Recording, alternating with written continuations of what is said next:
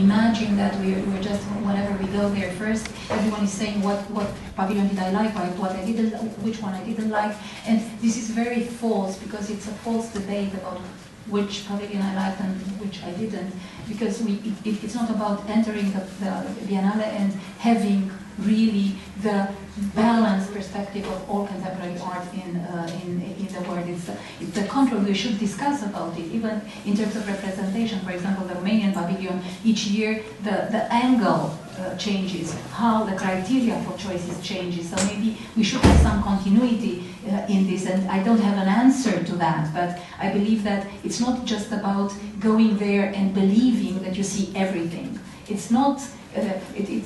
Budgets are different, the way each pavilion is approached is different, so, and this difference has to be taken into account. We act as if everything was equal, and we could judge the British, Romanian, Iraqi pavilion in the same, according to the same criteria. So what do you think about that?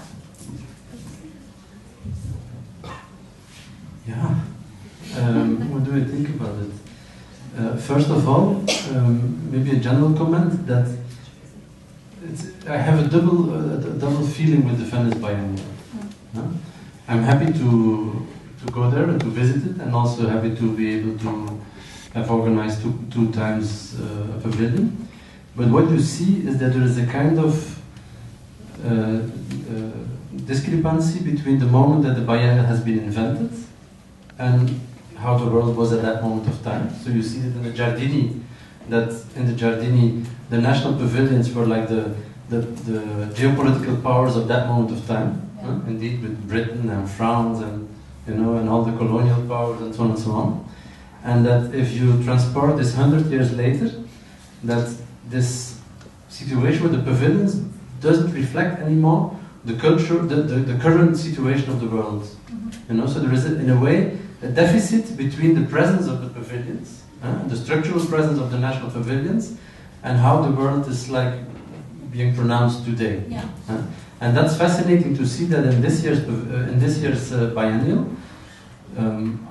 artists from Pakistan and India took the initiative to make a kind of project with artists from their region. So you see on different spots in Venice, curators and artists who try to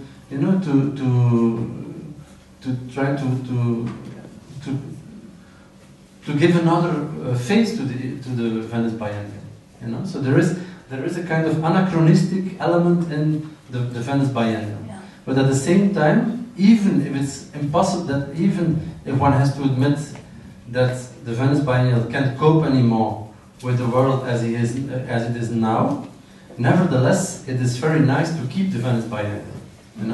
And I think it's like, how many pandas are there in China? 70 or 90, few pandas. So we do all the efforts to keep the pandas alive. And it's important. Like there's a Belgian zoo has now 2 pandas and does the most crazy things with these pandas. So like the Venice Biennale and the Sao Paulo Biennale are the pandas of the biennials. So they're a bit awkward. They're not up to date anymore. They're a bit like out of fashion. They're not, they have like a slow inertia, which is inapt to what's happening in the contemporary art world. But nevertheless, it's unbelievably necessary that it's around and which is there. Now, that was like a first comment. Answering the question of Diana, I don't agree so much with what you say. In that sense that you say, okay, it's impossible to judge all the pavilions in an equal way.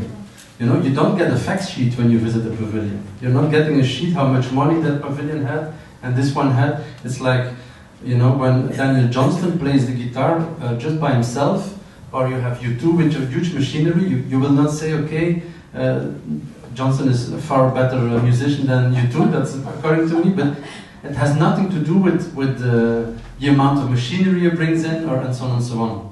So that is not the element to judge something. I think the thing which has to be judged is the unique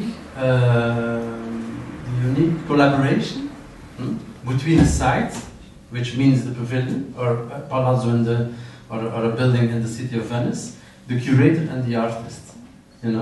And if there is a kind of unisono, if there is a kind of, you know, a certain chord which is being done, and there is a kind of, you know, a harmonious thing, then things work out.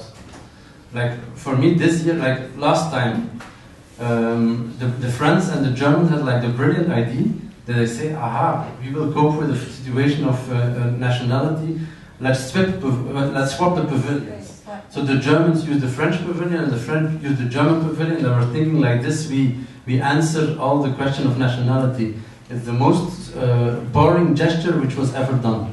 You know, it's even a bigger presence of claiming the notion of nationality and claiming the notion of a pavilion. Like the current, also the current German pavilion was again very problematic. You know, so it's not the amount of money or the production or you know the big name of a curator which just counts. No, it's the capacity, the intelligence that as a country or as an organization or that as a curator or whatever, or as an artist that you have to understand the context in which you work in.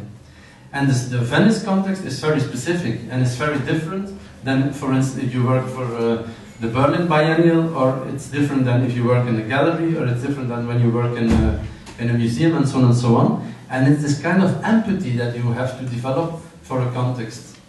And if you're capable as an organizer or a curator to do it well, then the visitor will not be burdened by all the practical production-wise questions and so on and so on. You know, and I think this is what I think. This is the comment to what Diana said. Now, by the way, Diana, what was your favorite pavilion? No, I would you won't answer that. No, I had several pavilions that I liked. Should I switch to Romanian or? Yes, of course. I just wanted to say that my comment about the Venice Biennale wasn't so much related to this difference of practical, it was just an example. I also said that, of course, the difference between all the countries that participate there also are related to the political, the social context they are in that moment when they prepare that exhibition.